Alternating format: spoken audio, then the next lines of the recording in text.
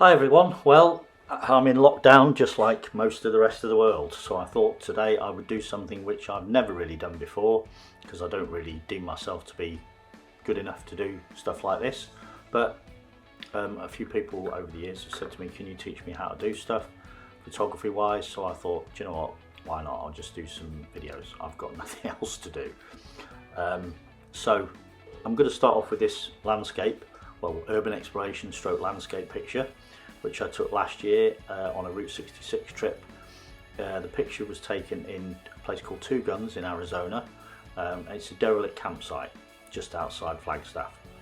It was taken obviously at sunset, you can see that, and at the moment it looks quite dark and not very interesting.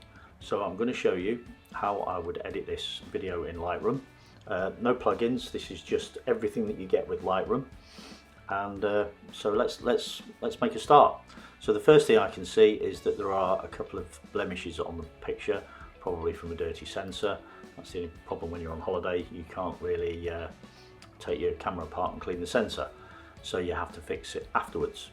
So I'm going to use this spot removal tool over here on the right hand side. You can press Q or you can just click on it and up it comes, and then just do this. And there we go, that blemish is gone, and there's also one down here on this mountain as well. Excuse me.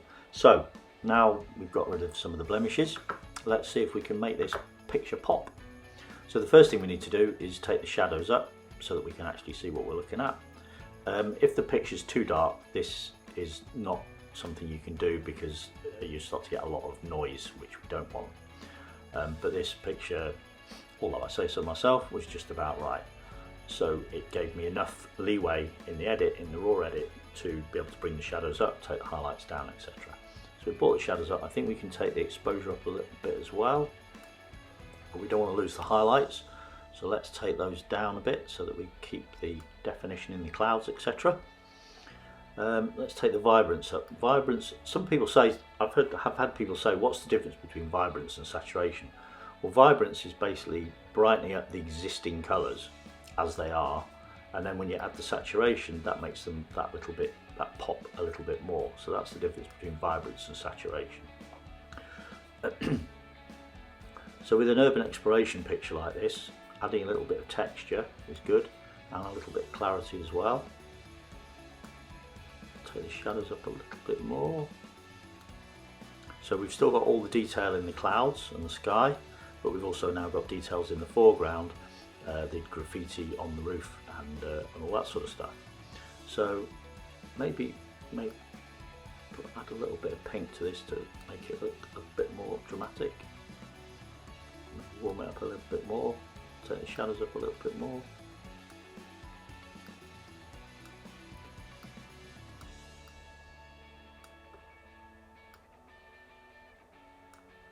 And there we have it. Actually, I think we'll take the exposure up a little bit more.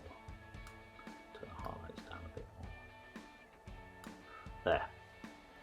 So yeah, I'm pretty happy with that. You saw how simple that was. So if you can get hold of Lightroom, which at the moment is about £8 a month with Photoshop as well, which, alright, £8 a month is £8 a month, but it's only the price of a couple of cups of coffee in a well-known coffee place, which you can't go to now anyway.